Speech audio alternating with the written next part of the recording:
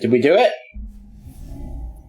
Oh, that's right. I never get credits with the Master Chief Collection. Boo! Boo! That's all right. All right, we did it. So first things first, the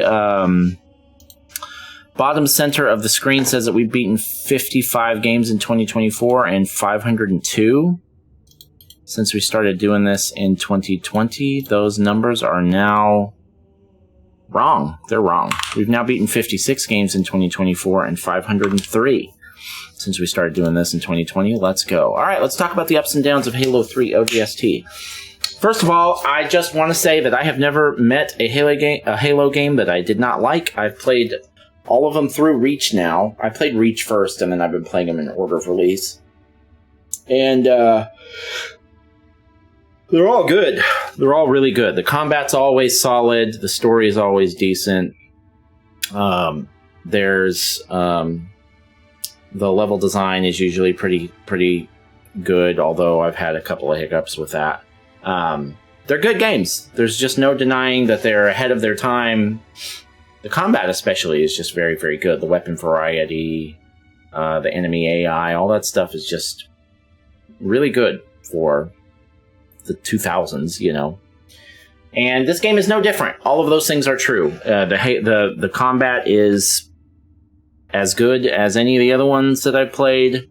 The weapon variety is great. The enemy AI is decent for the time. The story on this one, let's get into that in a second. But all the standard Halo stuff that's good is good here. There's no difference. So really the only difference really is going to be when it comes to the story and then whatever just mechanically has changed. And there are a couple of important things on that note. First of all, the story, the tone of this game is very, very different from all the other ones. Even Reach. It's a lot more modular.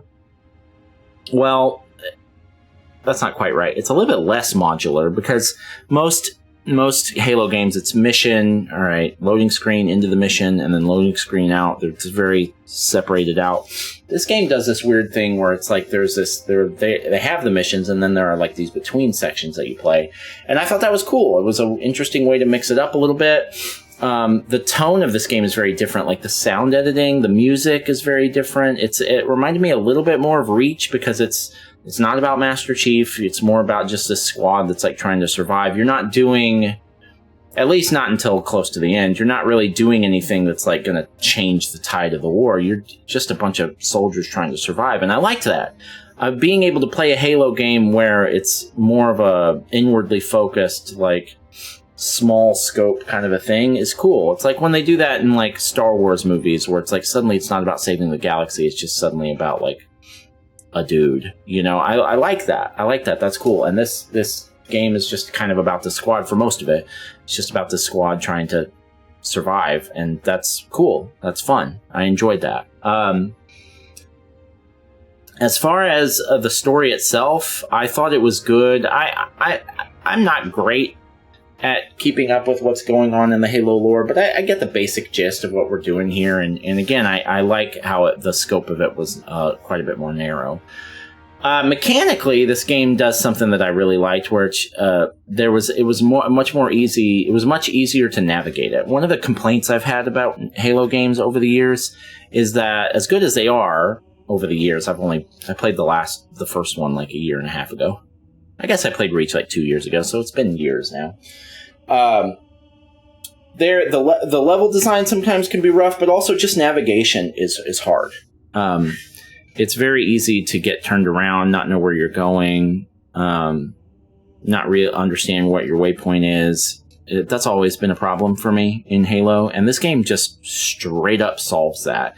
I could see an argument that it might be too simple, because anytime you want to, you just hit the D-pad up and it just tells you exactly where to go. Personally, I freaking love that. It helps me to concentrate on the things that are really important in the game. The combat, the story, the navigation. It's not fun for me to walk 5 minutes in the wrong direction and then have to walk another 5 minutes back. And I've done that in pretty much every Halo game up to this one. Maybe not Reach. So the waypoint system in this game, I love it. I think it's great. I used it constantly. As soon as once I figured out the gist of it, I was using it constantly. So I really like that. As far as complaints go, you know, the only thing that I'll say is that this game, because maybe it's more narrow in scope, it's quite short. It's only 6 hours. It only took me about 4.5 hours to beat it. So, you know, that's shorter than the Modern Warfare 3 campaign. That game took me 9 hours.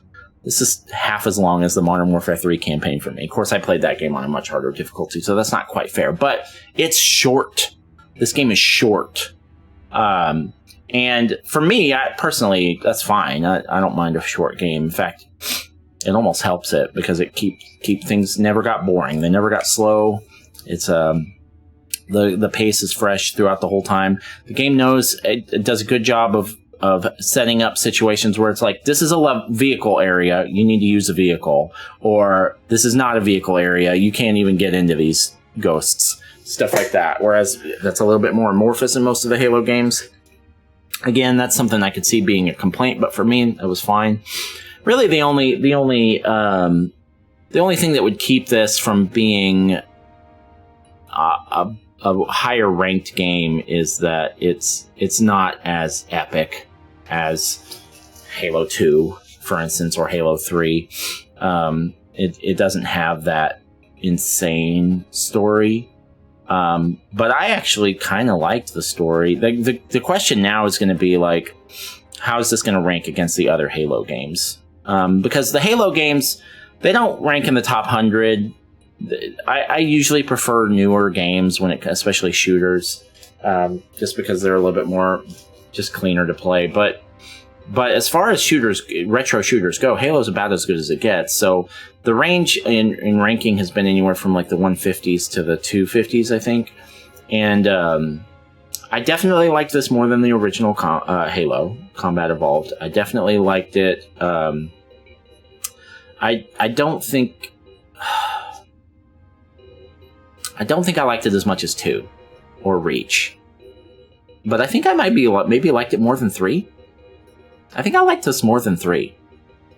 Which I'm sure a lot of people would disagree with me on, but 3 just didn't grab me story-wise the same way. The combat was still all great, and the levels were good and all that stuff, but I don't know, I'll have to think about it. But I really liked the more short, condensed, simpler experience with this. I thought it was good. And the formula with like the in-between mission areas and stuff, I thought that was all cool too. It was an interesting format. It was a good game. I enjoyed it. It was good. I'm looking forward to see where the series goes from here. All right, cool. We did it. Good game. Really enjoyed it. All right, last order of business. This is normally the part of the video where I would say, Halo 3 ODST, it's been fun, but we're now going to delete you from our console and never play you again. But this is the Master Chief Collection. I've had this thing on my Xbox for a while now. We're going to continue to keep it on there until we play through all of the rest of the ones on here. So we're not going to do that. Instead, we're just going to say Halo 3 ODST. Thank you so much. We appreciate you. Good job.